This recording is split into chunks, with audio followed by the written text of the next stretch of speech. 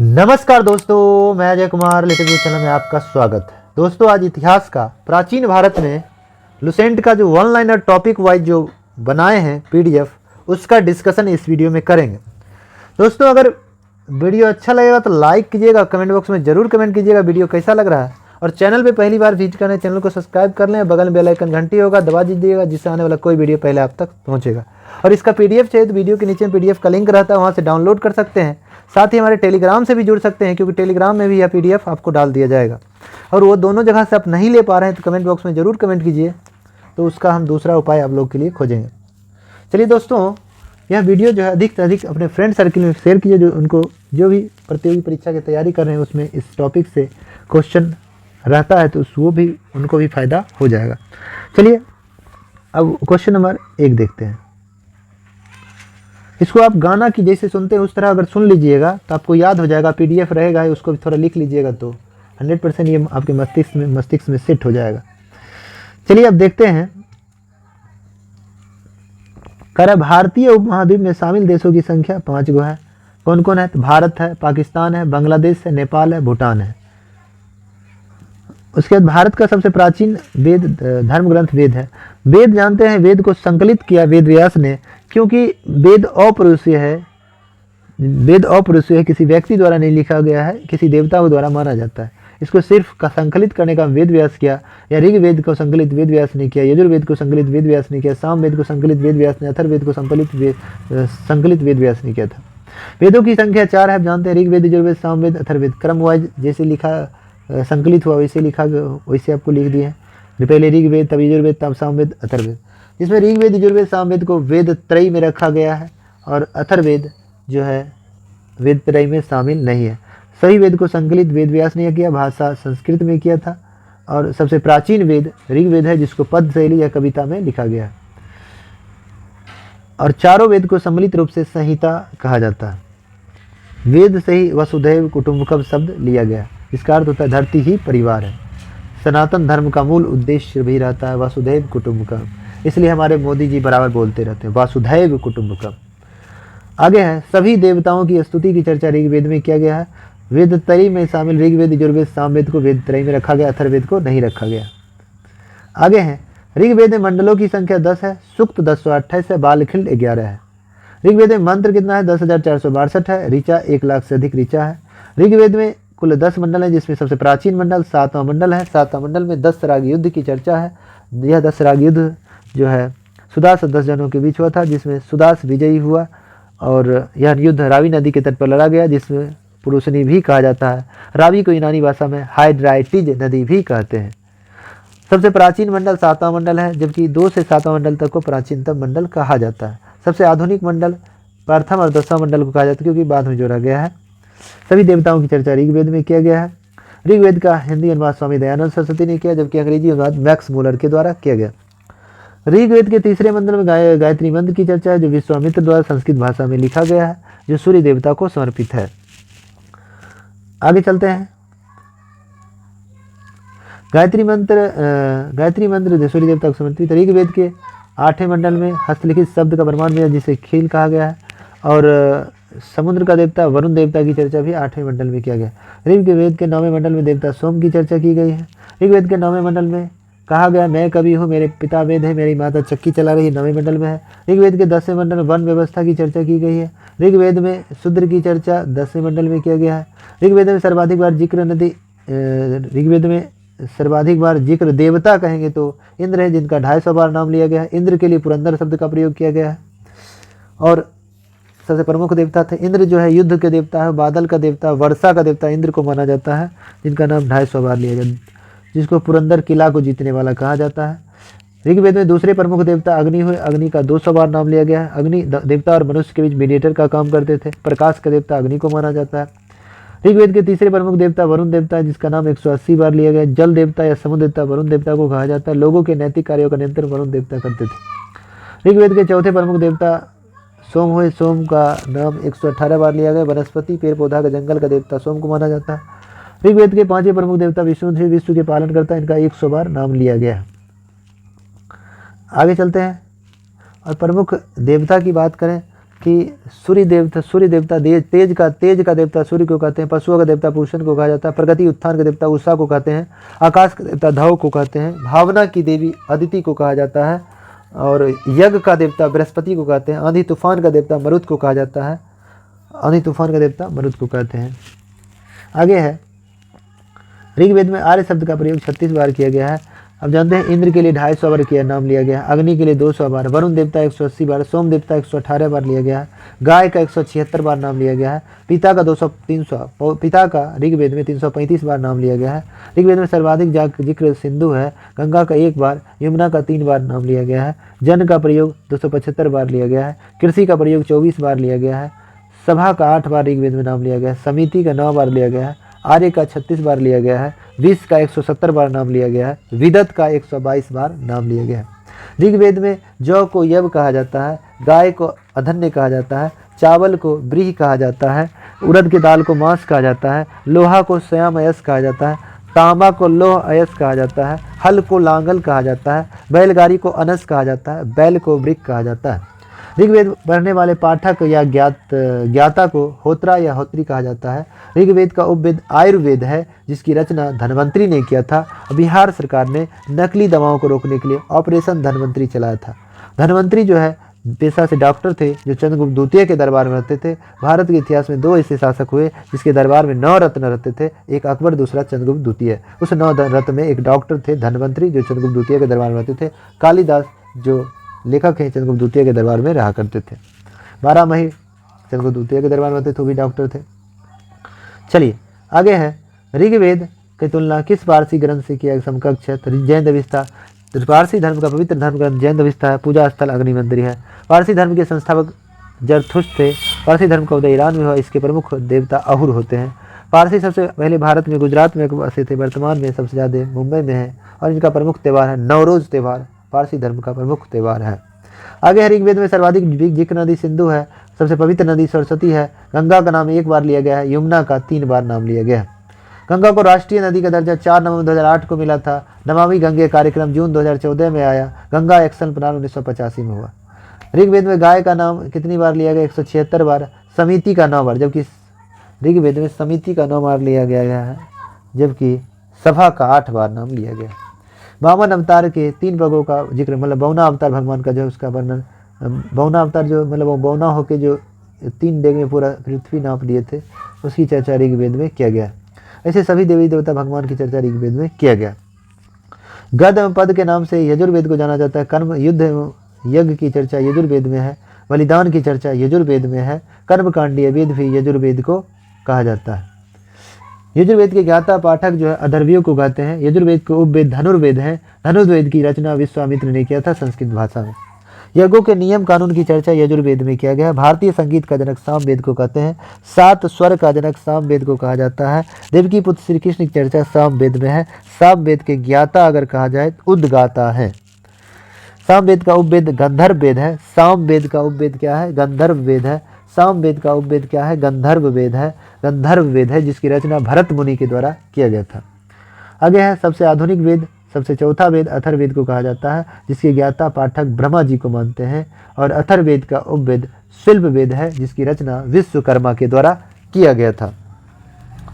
भूत पिचास का गोत्र की चर्चा अथर्ववेद में है। जादू तंत्र मंत्र, जादू टोना तंत्र मंत्र की चर्चा अथर्ववेद में है। अंधविश्वास का वेद अथर्ववेद को कहते हैं। राजा के चुनाव की चर्चा अथर्ववेद में किया गया है। और किस वेद में? सभा और समिति की प्रजापति 2 पुत्री कहा गया, अथर्ववेद में किया गया। कन्या के जन्म की निंदा अथर्ववेद में किया गया। मनुस्मृति में कितने प्रकार के विवाह? 8 प्रकार की विवाह चर्चा है, जिसमें मार्केट में 2 तरह के विवाह प्रचलित हैं, एक ब्रह्म विवाह, एक गंधर्व विवाह। ब्रह्म विवाह कन्या के पक्ष के द्वारा योग्य वर को खोजकर समाज की समझ विवाह करा लेते हैं, उसे ब्रह्म विवाह कहते हैं, जिसको वर्तमान में अरेंज मैरिज कहते हैं, जो प्रशंसनीय है, सम्मानजनक विवाह है। और गंधर्व विवाह जिसको लव मैरिज कहते हैं, कन्या द्वारा या लड़का या लड़की द्वारा प्रेमी वशीभूत होकर विवाह कर लेना समाज परिवार धर्म के विरोध में, उसे गंधर्व विवाह, जिसको निंदनीय विवाह असम्मानजनक विवाह माना जाता है। आगे है मनुस्मृति में अंग्रेजी अनुवाद जॉर्ज बुलर के द्वारा किया गया। मनुस्मृति का अंग्रेजी अनुवाद किसने किया? जॉर्ज बुलर के द्वारा किया गया था। ऋग्वेद अब ब्राह्मण ग्रंथ आते हैं। ऋग्वेद का ब्राह्मण ग्रंथ है ऐत्रेय एवं कौस्तुकी है। यजुर्वेद का ब्राह्मण ग्रंथ है सतपथ और तैत्रेय है। सामवेद का ब्राह्मण ग्रंथ है पंचवीस षड्वीस जैमिनीय है। अथर्ववेद का ब्राह्मण ग्रंथ है गौपथ। तो सभी ब्राह्मण ग्रंथ के बारे में थोड़ा थोड़ा सुन लेना है। ऐत्रेय ब्राह्मण ग्रंथ में राजा के राजसी यज्ञ राजत्व के सिद्धांत की चर्चा है। कौस्तुकी ब्राह्मण ग्रंथ में मानव के आचार विचार पर देवताओं का नियंत्रित इसकी चर्चा है। यजुर्वेद का ब्राह्मण ग्रंथ है सतपथ ब्राह्मण ग्रंथ में स्त्री को पुरुष की अर्धांगिनी कहा गया है। विभिन्न यज्ञों का मानव जीवन पर क्या प्रभाव होगा इसकी चर्चा है। कृषि के करने के नियम कानून की चर्चा किया गया है सतपथ ब्राह्मण ग्रंथ में। और तैत्रेय ब्राह्मण ग्रंथ में मानव विचार देवताओं द्वारा नियंत्रित किया जाएगा। अब आते हैं सामवेद का पंचवीस षड्वीस जैमिनीय। पंचवीस ब्राह्मण ग्रंथ में सरस्वती के लुप्त हो जाने में पुनः प्रकट होने की चर्चा है। षड्वीस ब्राह्मण ग्रंथ में भूकंप अकाल की चर्चा है। जैमिनीय ब्राह्मण ग्रंथ में विभिन्न प्रकार के मंत्र की अलग अलग भगवान को खुश करने के लिए अलग अलग मंत्र की चर्चा की गई है। उसके बाद है गौपथ ब्राह्मण ग्रंथ। अथर्ववेद का एकमात्र ब्राह्मण ग्रंथ गौपथ है। गौपथ ब्राह्मण ग्रंथ में गायत्री मंत्र की महिमा मंडल व्याख्या की चर्चा है। अब बताते हैं किस ब्राह्मण ग्रंथ में राज्याभिषेक की चर्चा ऐत्रेय में है, जो ऋग्वेद का ब्राह्मण ग्रंथ है ऐत्रेय। किस ब्राह्मण ग्रंथ में मानव का आचार देवताओं द्वारा नियंत्रित किया जाएगा, कौस्तुकी ब्राह्मण ग्रंथ में किया जाएगा, देवताओं द्वारा नियंत्रित किया जाएगा। और जो है यजुर्वेद का तैत्रेय ब्राह्मण ग्रंथ में भी मानव का आचार विचार देवताओं द्वारा नियंत्रित किया जाएगा। किस ब्राह्मण ग्रंथ में भूकंप अकाल की चर्चा है, षड्वीस ब्राह्मण ग्रंथ जो सामवेद का ब्राह्मण ग्रंथ है। और किस सरस्वती के लुप्त को पुनः प्रकट करने के नियम कानून की चर्चा पंचवीस में है, जो सामवेद का ब्राह्मण ग्रंथ है। आगे चलते हैं। जबकि ब्राह्मण ग्रंथ अलग अलग मंत्र की चर्चा जैमिनीय ब्राह्मण ग्रंथ है, जो सामवेद का ब्राह्मण ग्रंथ है। आगे है कि किस ब्राह्मण ग्रंथ स्त्री को पुरुष की अर्धांगिनी कहते हैं, सतपथ ब्राह्मण ग्रंथ में कहा जाता है। और किस ब्राह्मण ग्रंथ में गायत्री मंत्र की व्याख्या की चर्चा है, गौपथ में। आते हैं उपनिषद को वेदांत भी कहते हैं। इसका संख्या 108 है और मुख्य उपनिषद 13 गो है। उपनिषद का अर्थ होता है गुरु के समक्ष बैठकर रहस्यमय ज्ञान को अर्जित करना। इसको वेदांत भी कहते हैं। मुख्यतः 13 गो है, इसे संख्या 108 है। लिखा संस्कृत भाषा में लिखा गया और इसका फारसी अनुवाद दारासिको ने किया। दारासिको ने 52 उपनिषदों का फारसी में अनुवाद किया था। शीर्षक नाम सिर अकबर रखा था। भारत का राष्ट्रीय वाक्य सत्यमेव जयते है, जो मुंडको उपनिषद से लिया गया है, जिसको अपनाया राष्ट्रीय वाक्य के रूप में 26/1950 को। छंदोग उपनिषद में 3 आश्रम की चर्चा है, ब्रह्मचर्य, गृहस्थ और वानप्रस्थ की चर्चा है। और कृष्ण के गुरु अंगिरस के भक्ति भाव को दिखाया गया है। सबसे पुराना उपनिषद छंदोग उपनिषद है। जबालो उपनिषद में 4 आश्रम की चर्चा है, जिसको 100 वर्ष जीता था उसको 4 भागों में बांटा गया। ब्रह्मचर्य 0 से 25 वर्ष तक, गृहस्थ 25 से 50 वर्ष तक, वानप्रस्थ 50 से 75 वर्ष तक, सन्यासी 75 से 100 वर्ष तक। उसके बाद बृहदारण्यक उपनिषद में पुनर्जन्म, तमसोमा ज्योतिर्गमय, अस्तोमा सदगमय की चर्चा है। सबसे बड़ा उपनिषद है। कठोपनिषद में यमराज और नचिकेता की चर्चा है। कठोपनिषद में यमराज और नचिकेता की चर्चा की गई है। उपनिषद का फारसी अनुवाद दारासिको में है। सत्यमेव जयते किस उपनिषद, मुंडको उपनिषद में है। सबसे प्राचीन स्मृति ग्रंथ मनुस्मृति है। मनुस्मृति में 8 प्रकार के विभाग की चर्चा है। वेदांग की संख्या 6 है। व्यो जो निष्कच व्याकरण है, ज्योतिष है, निरुक्त है, शिक्षा है, कल्प है, छंद है। व्याकरण जो है यह वेद रूपी शरीर का मुख माना जाता है। इसमें समास, संधि, उपसर्ग, प्रत्यय इत्यादि की चर्चा है। सबसे प्राचीन व्याकरण गण अष्टाध्यायी है, जिसकी रचना संस्कृत भाषा में पाणिनि के द्वारा किया गया था। शुंग वंश के शासनकाल में पतंजलि नामक विद्वान ने अष्टाध्यायी पर टीका लिखा, जिसका नाम महाभाष्य रखा। तो महाभाष्य पुस्तक की रचना पतंजलि ने किया था। पतंजलि पुष्मित शुंग के पुरोहित थे, पुजारी थे। ज्योतिष कहेंगे तो इसे वेद रूपी शरीर का आंख माना जाता है। प्राचीन ज्योतिष ग्रंथ जो है बृहत संहिता है, जिसकी रचना बारामिहिर के द्वारा किया गया संस्कृत भाषा में। बारामिहिर चंद्रगुप्त द्वितीय के दरबार में रहा करते थे, जो पेशा से डॉक्टर थे। निरुक्त नामक पुस्तक, निरुक्त भारत वेद रूपी शरीर का नाक कान माना जाता है। इसे निरुक्त नामक पुस्तक यास्क मुनि के द्वारा लिखा गया था, जिसमें शब्दों का व्युत्पत्ति व्याख्या की चर्चा की जाती है। शिक्षा, इसे वेद रूपी शरीर का मस्तिष्क माना जाता है। इसमें शब्दों को शुद्ध उच्चारण करने की बात की जाती है। कल्प में वेद रूपी शरीर का हाथ माना जाता है, जिसमें यज्ञ का संपादन अंतिम रूप से होता है, जिसमें 4 सूत्र की चर्चा की गई है। स्रोत सूत्र, धर्म सूत्र, गृह सूत्र और सुलभ सूत्र की चर्चा है। स्रोत सूत्र में ये राजा के अनुष्ठान की चर्चा है। धर्म सूत्र में धर्म संबंधित नियम पुरुषार्थ की चर्चा है। और सुलभ सूत्र में जैमिति विधि से यज्ञ कुंड की चर्चा है। और गृह सूत्र में भारतीय विधान, भारतीय कानून व्यवस्था, विवाह, उपनयन, जनेऊ, ये सब जो है, श्राद्ध क्रम, जात क्रम, ये सब चर्चा गृह सूत्र में है। तो वेदांग 6 हो गया। उपनिषद 108 जिसको वेदांत कहते हैं। सूत्र 4 है। चर्चा चक्र उपवेद 4 है। चलिए, राशि कुंभ मेष ये सब राशि की संख्या 12 है। पुराणों की संख्या 18 है, जिसको लिखा लोह महर्षि उग्रशर्मा ने संस्कृत भाषा में लिखा। सबसे प्राचीन पुराण मत्स्य पुराण है, जो आंध्र सात वंश से संबंधित है। विष्णु के 10 अवतार की चर्चा मत्स्य पुराण में है। वायु पुराण का संबंध गुप्त वंश से है। विष्णु पुराण का संबंध मौर्य वंश से है। अग्नि पुराण में राजा के राजतंत्र, कृषि संबंधित नियम की चर्चा है। यह सूर्य देवता विष्णु की पूजा के बारे में बताया गया। शिव पुराण में भगवान शिव के बारे में और शिव जी 11वें, हनुमान जी शिव के 11वें अवतार है, इसकी चर्चा शिव पुराण में किया गया है। चलिए आगे है। पुराणों को किस भाषा में लिखा गया? संस्कृत में लिखा कौन है? लोह महर्षि उग्रशर्मा ने। सबसे प्राचीन पुराण मत्स्य पुराण है, आंध्र सातवाहन वंश से संबंधित है। विष्णु पुराण मौर्य वंश से है। वायु पुराण गुप्त वंश से, विष्णु पुराण मौर्य वंश से, वायु पुराण गुप्त वंश से संबंधित है। अगर सूर्य देवता विष्णु के पूजा का नियमन, राजतंत्र, कृषि संबंधी नियम, ये अग्नि पुराण में है। भगवान शिव के बारे में जानकारी शिव पुराण में है। अब आते हैं जातक जो है धर्म, किस धर्म से संबंधित पुस्तक है? बौद्ध धर्म से है। बुद्ध के पूर्वजन की कहानी जातक में है। गौतम बुद्ध के जीवन चरित्र की चर्चा कथावस्तु में है। गौतम बुद्ध के जीवन चरित्र के बारे में किस पुस्तक में दिया? कथावस्तु में दिया गया। जैन साहित्य को आगम कहते हैं। कल्पसूत्र की रचना कल्पसूत्र भद्रबाहु द्वारा लिखा गया था, जो जैन धर्म से पवित्र पुस्तक है। भगवती सूत्र में 16 महाजनपदों की चर्चा, ये जैन धर्म से संबंधित पुस्तक है। कल्पसूत्र की रचना भद्रबाहु द्वारा किया गया था। अर्थशास्त्र पुस्तक चाणक्य विष्णुगुप्त कौटिल्य के द्वारा लिखा गया। भारत का मैकियावेली चाणक्य को कहते हैं। चाणक्य चंद्रगुप्त मौर्य के प्रधानमंत्री एवं सलाहकार थे। चाणक्य और चंद्रगुप्त मौर्य दोनों ने शिक्षा तक्षशिला में अध्ययन किया। चाणक्य तक्षशिला के अध्यापक भी रह चुके हैं। यूपीएससी में क्वेश्चन पूछा था। अर्थशास्त्र में तीर्थ 18 है, प्रकरण 180 है, अधिकरण 15 है। अर्थशास्त्र एक राजनीतिक पुस्तक है, प्रशासनिक पुस्तक है, इसमें पैसा की चर्चा नहीं है। अर्थशास्त्र किस साम्राज्य के बारे में जानकारी देता है? मौर्य साम्राज्य के प्रशासन के बारे में देता है। चाणक्य का मूल नाम विष्णुगुप्त है। भारत का मैकियावेली चाणक्य को कहते हैं। कश्मीर के शासकों के बारे में जानकारी हमें राजतरंगिणी में मिलता है। राजतरंगिणी कल्हण के द्वारा संस्कृत भाषा में लिखा गया था। द्वितीय राजतरंगिणी जॉन राजा ने लिखा। तृतीय राजतरंगिणी श्रीवर के द्वारा लिखा गया। अब आगे आते हैं। चतनामा पुस्तक से भारत पे अरबों द्वारा हुए आक्रमण की चर्चा चतनामा पुस्तक में मिलती है। अरबों ने मोहम्मद बिन कासिम के नेतृत्व में 712 में भारत पे आक्रमण किया था, उसकी जानकारी चतनामा मिलती है। तो अरबों की जानकारी, आक्रमण की जानकारी चतनामा मिलती है। चतनामा अली अहमद द्वारा अरबी भाषा में लिखा गया था। अरबों द्वारा सिंध विजय का विस्तृत जानकारी चतनामा में मिलता है, ये भी लिखा दिया है। संस्कृत व्याकरण की प्रथम पुस्तक अष्टध्यायी है। अष्टध्यायी पुस्तक की रचना पाणिनि ने संस्कृत भाषा में किया था। आगे है कि किस प्राचीन पुस्तक में प्रथम बार लिपि शब्द का प्रयोग किया? अष्टध्यायी पुस्तक में पहली बार लिपि शब्द का प्रयोग किया गया। अष्टध्यायी संस्कृत व्याकरण की पहली पुस्तक जो पाणिनि के द्वारा लिखा गया था। पुष्पमिश्र के पंडित या पुजारी कौन थे? पुष्पमिश्र का पंडित एवं पुजारी पतंजलि थे। पतंजलि पुष्पमिश्र के दरबार में रहते थे, जिसने महाभाष्य पुस्तक की रचना की संस्कृत भाषा में। तो अष्टध्यायी पर टीका लिखा महाभाष्य। पतंजलि किसके दरबार में रहते थे? पुष्पमिश्र के दरबार में रहते थे। योग दर्शन का आविष्कार पतंजलि ने किया। भारत में योग का जनक पतंजलि को कहते हैं, और योग को प्रमोट करने का काम बाबा रामदेव ने किया था। भारत में योग यूनिवर्सिटी मुंगेर में खोला गया, पहला योग यूनिवर्सिटी। विदेश में पहला योग यूनिवर्सिटी लॉस एंजल्स अमेरिका में खोला गया, उसका नाम विवेकानंद योग यूनिवर्सिटी रखा गया, जिसके पहले अध्यक्ष HR नागेंद्र को बनाया गया।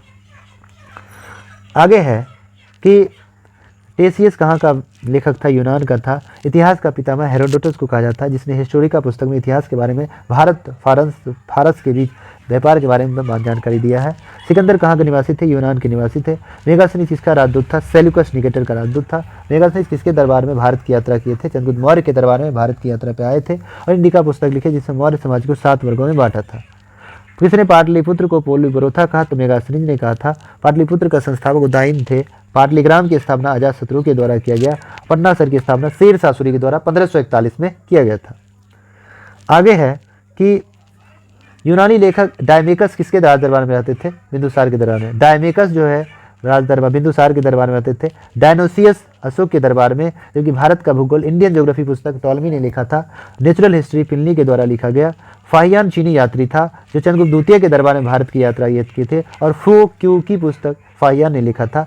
संयोगन किस देश का यात्री था? चीनी यात्री था। हुएनसांग कहाँ का यात्री था? चीनी यात्री था। हर्षवर्धन के दरबार में आया, और हुएनसांग की 3 प्रमुख हुएनसांग जो है हर्षवर्धन के शासनकाल में आया, नालंदा विश्वविद्यालय में शिक्षा ग्रहण किया, चीनी यात्री था। हर्षवर्धन की 3 प्रमुख रचना है नागानंदम, प्रियदर्शिका, रत्नावली। बिहार दुर्गा में क्वेश्चन पूछा हुआ है, इसलिए यहीं डाल दिए इसको। चलिए आगे हैं। संयुक्ति पुस्तक की रचना किसने किया? हुएनसांग ने किया था। हर्षवर्धन की दरबारी कवि बाणभट्ट थे। हर्षवर्धन की प्रमुख 4 रचना हर्षचरित है, कादम्बरी है, चांडिका शतक है, पार्वती परिणय है। ये किसकी रचना है? बाणभट्ट की रचना है। बाणभट्ट हर्षवर्धन के दरबारी कवि थे। हुएनसांग हर्षवर्धन के दरबार में आया। हुएनसांग चीनी यात्री था। वहीं संघ शिक्षा किस विश्वविद्यालय में ग्रहण किया? नालंदा में। उस समय नालंदा विश्वविद्यालय के कुल अधिपति शीलभद्र थे। अलबुर्नी का मूल नाम अबू रेहान है। किताबुल हिंद तहकीक हिंद पुस्तक अलबुर्नी लिखा। अलबुर्नी मोहम्मद गजनवी की यात्रा कि मोहम्मद अलबुर्नी भारत की यात्रा मोहम्मद गजनवी के समय में किया था।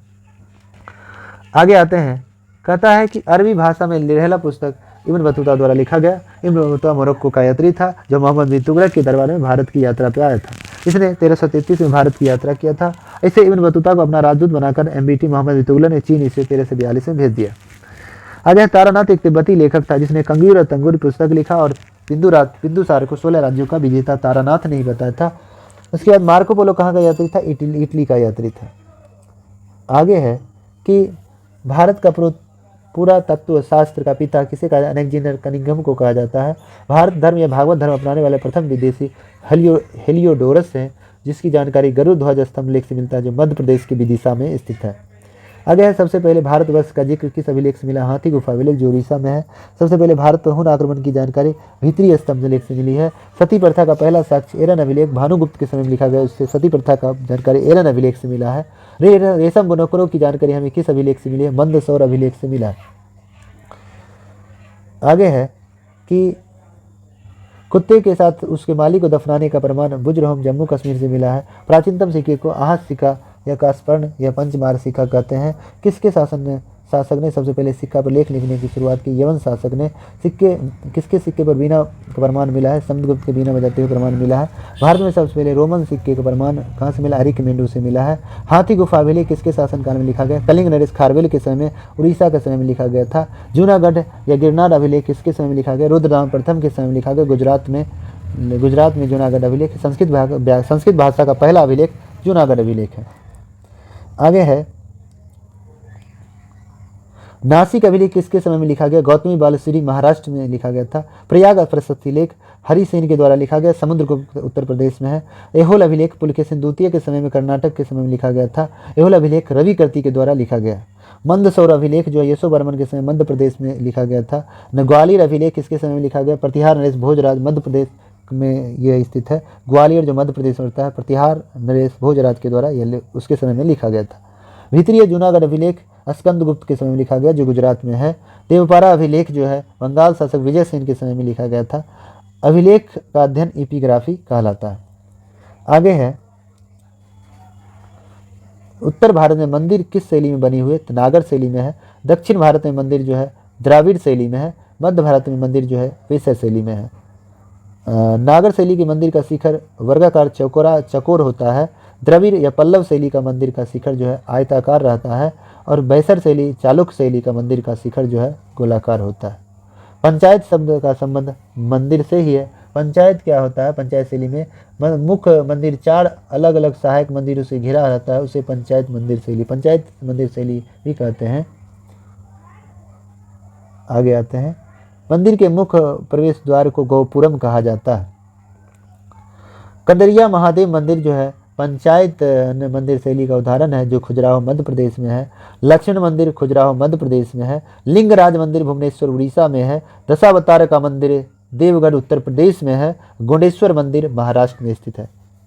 दोस्तों, अगर इसका PDF चाहिए तो वीडियो के नीचे PDF का लिंक है, वहाँ से डाउनलोड कर सकते हैं। और चैनल में पहली बार विजिट करें, चैनल को सब्सक्राइब कर लें, बगल में बेल आइकन घंटी होगा दबा दीजिएगा, जिससे आने वाला कोई वीडियो पहले आप तक पहुँचेगा।